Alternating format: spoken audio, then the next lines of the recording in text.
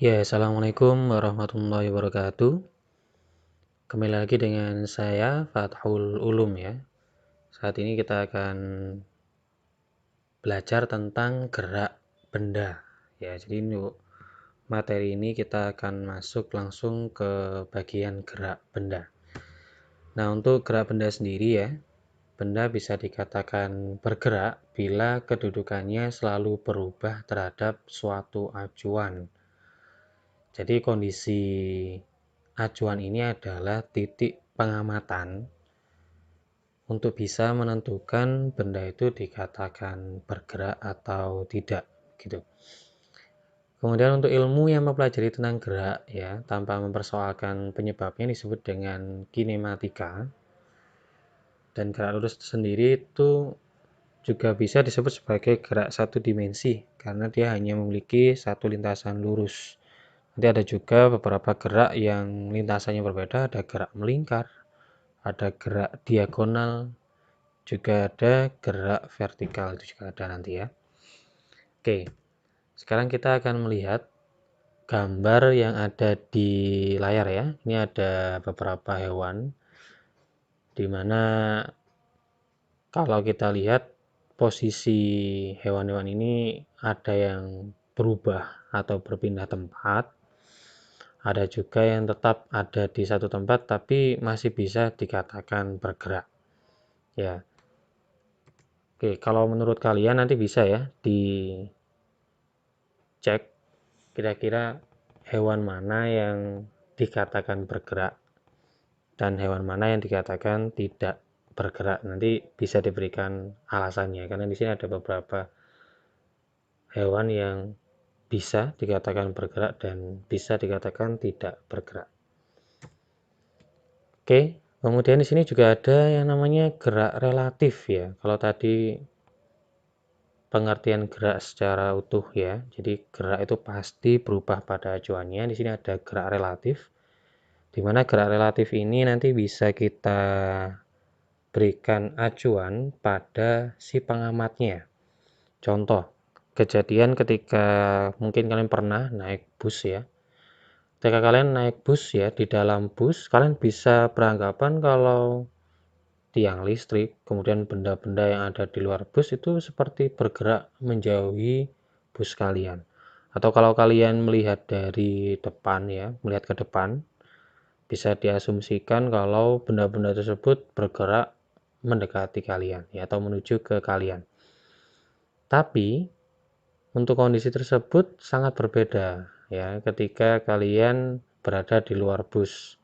Nah, kalian akan menganggap yang bergerak itu busnya, bukan benda-benda yang ada di luar bus. Jadi bisa dikatakan relatif ini tergantung pengamatnya ada di mana. Apakah pengamatnya ada di luar sistem yang bergerak? Apakah pengamatnya ada di dalam sistem yang bergerak yaitu pada sebuah bus ya. Oke, nanti bisa kalian cari juga contoh-contoh gerak relatif dan gerak yang nyata itu seperti apa. Oke, sekarang kita akan langsung berpindah ke komponen-komponen dari gerak ya. Di sini ada perpindahan, ada kecepatan, dan ada percepatan. Oke, langsung kita ke perpindahan. Perpindahan adalah perubahan kedudukan benda dalam selang waktu tertentu, tergantung sistem koordinatnya. Nah, di sini sudah disediakan ya sistem koordinatnya. Jadi di sini ada titik A sampai titik B, misalkan bergerak dari titik A sampai titik B. Maka untuk mengetahui berapa jumlah atau total perpindahannya, maka tinggal dikurangi saja. Yaitu jarak titik B, misalkan di situ nilainya X2, dikurangi dengan jarak titik A, X1. Maka nanti bisa ditemukan berapa sih jarak perpindahannya. Nah, sebagai catatan, perpindahan beda dengan jarak kalau jarak ini panjang lintasan sesungguhnya yang ditempuh oleh benda. Jadi misalkan lintasannya berbentuk huruf U, maka ya semua total lintasan itu dihitung dengan jarak. Tapi beda dengan perpindahan. Kalau perpindahan ini yang dihitung hanya perubahan kedudukan bendanya saja. Jadi misalkan berbentuk U, ya maka yang dihitung hanya dari titik A sampai titik B-nya saja, gitu ya. Jadi dari titik awal ke titik akhir gitu. Contoh, benda bergerak dari A ke B 5 meter ya, dan kembali lagi ke A. Maka kalau kita menghitung perpindahannya, ya misalkan tadi ya, dari A ke B, terus anaknya kembali lagi ke A. Maka perpindahannya berapa? 0. Kenapa kok 0? Karena posisi awalnya di A, dan anaknya bergerak kembali lagi ke A. Maka bisa diasumsikan anak ini tidak mengalami perpindahan atau tetap berada di posisi A gitu. Tuh ya, perpindahan fokusnya di situ, yaitu titik awal sama titik akhir. Kalau titik awal sama titik akhirnya sama, ya berarti bisa dikatakan benda atau anak itu tidak bergerak.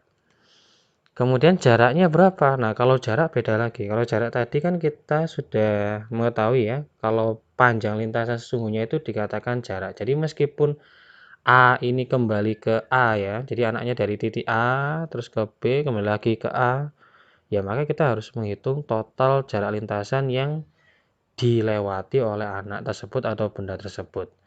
Jadi misalkan A ke B 5 meter, B ke A 5 meter, berarti tinggal ditotalkan, yaitu 10 meter. Oke, itu contoh penjelasan dari perpindahan dan jarak. Nah, sekarang kita langsung ke kecepatan.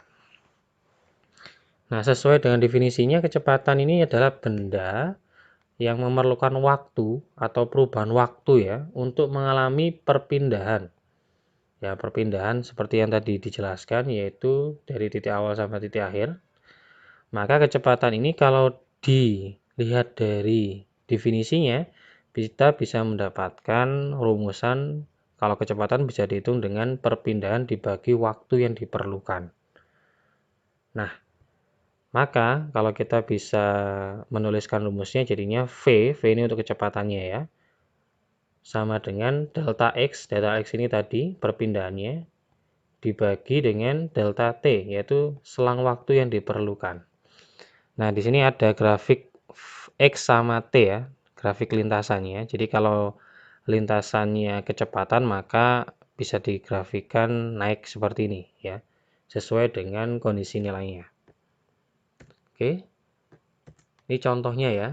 Misalkan mobil bergerak, ya awalnya dia bergerak dari posisi awal dengan kecepatan tertentu ke posisi pertama. Kemudian dia bergerak kembali ya dengan kecepatan tertentu ke posisi yang kedua. Nah, ini bisa kita berikan tanda, misalkan yang pertama itu X1 ya, jaraknya. Kemudian T1 ini waktu untuk penemuan yang pertama. Nah, untuk yang kedua kita bisa berikan tanda X2 ya dengan waktunya T2 ya.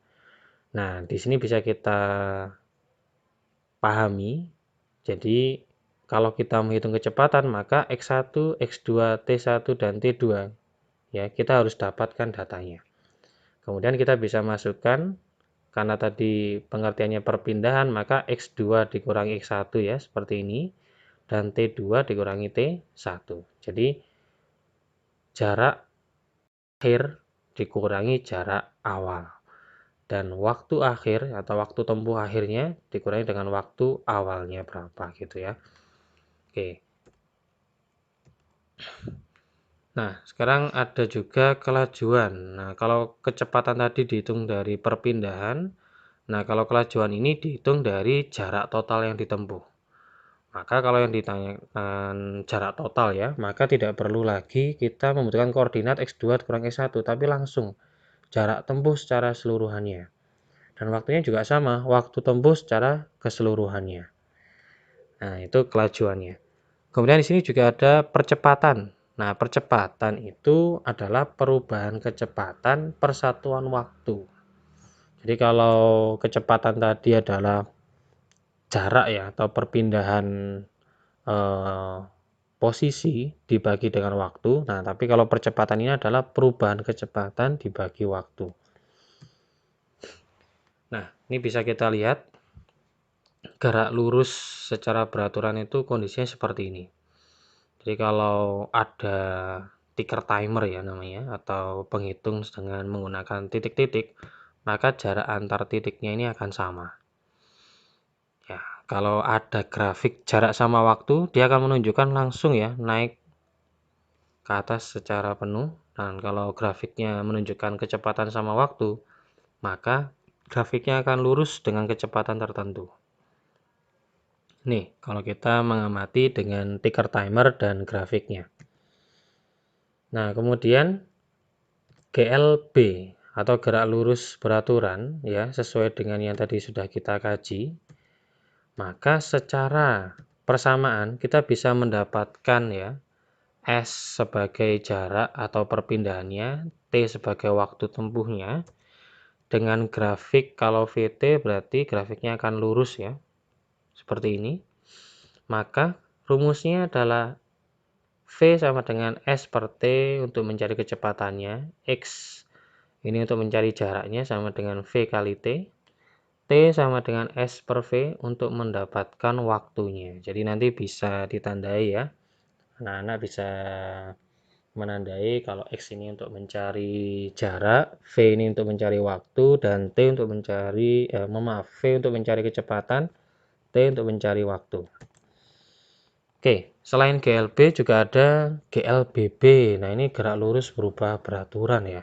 Kalau tadi kan gerak lurusnya beraturan nih, kecepatannya otomatis konstan. Nah, kalau GLBB ini gerak suatu benda pada lintasan lurus terhadap titik acuan tertentu dengan percepatan yang konstan. Nah, kalau GLB itu kecepatannya konstan, nah kalau GLBB percepatannya yang konstan. Berarti kalau percepatannya konstan, kecepatannya berubah-ubah, sehingga disebut berubah beraturan ya. Oke, nah ini untuk yang percepatan tadi ya, atau GLBB-nya. Jadi untuk GLBB intinya ada di perubahan kecepatan ya, seperti ini ada rumusan A untuk percepatan sama dengan delta V perubahan kecepatan dibagi dengan delta T perubahan waktu. Nah, perubahan kecepatan bisa diambil dari VT atau kecepatan akhir dikurangi V0 kecepatan awal dibagi dengan T akhir atau TT dikurangi T0 atau waktu awal, atau istilahnya langsung bisa disebut dengan perubahan waktu atau waktu yang ditempuh. Sehingga kalau kita ingin mengetahui kecepatan akhir pada percepatan, ini bisa digunakan rumus VT sama dengan V0 ditambah A kali T. Nah, ini percepatan ada dua macam ya di sini. Ada percepatan A positif, ada perlambatan A negatif. Maksudnya gimana?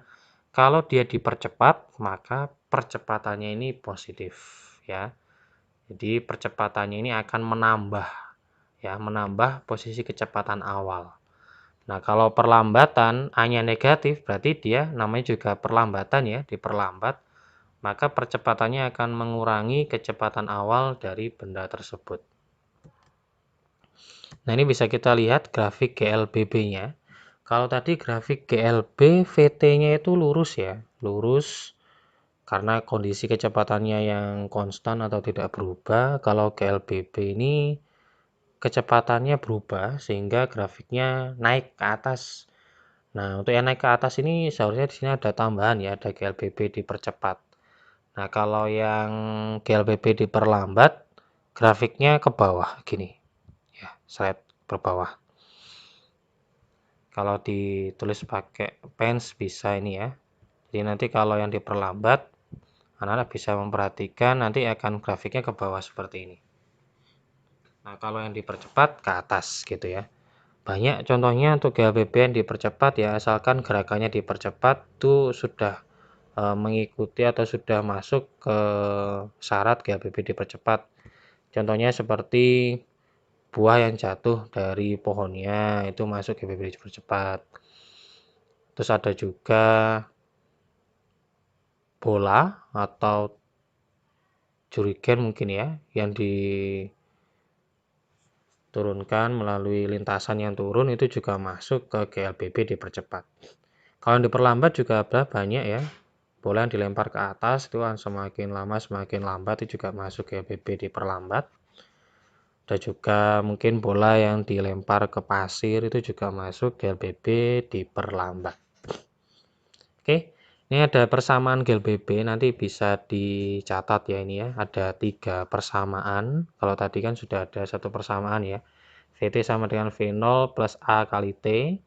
Untuk persamaan yang kedua ini ada yang untuk mencari S atau jaraknya. Ini juga ada alternatif rumus untuk mencari kecepatan akhirnya. Di pertemuan berikutnya nanti akan saya jelaskan penggunaan 3 rumusan ini. Oke, itu tadi sudah selesai materinya. Nah, sekarang untuk tugas pertamanya, ini mudah sekali ya tugasnya, tinggal mencari gerak GLBB diperlambat dan dipercepat yang ada di rumah kalian. Dan jangan lupa diberikan alasannya, kenapa gerak-gerak tersebut masuk ke diperlambat sama dipercepat ya. Oke, nanti langsung kirim ke nomor WA saya yang sudah tercantum di website sekolah, jangan lupa. Paling tidak setelah melihat video pembelajaran ini kalian bisa langsung mengerjakan tugasnya biar tidak lupa ya. Oke, sekian dari saya. Semoga sukses selalu meskipun di tengah pandemi ini tetap semangat belajarnya. Sekian dari saya. Assalamualaikum warahmatullahi wabarakatuh.